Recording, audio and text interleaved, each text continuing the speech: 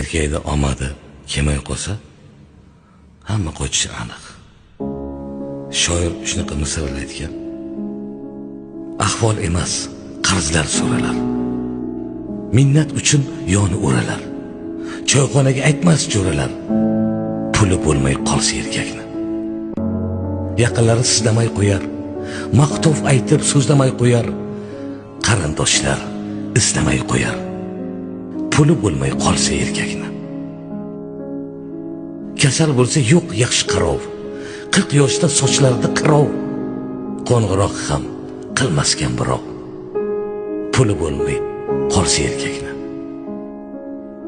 Kecha zo'rsiz degan tulkilar, maqtab oshin yegan tulkilar qilar ekan pinhon kulgilar.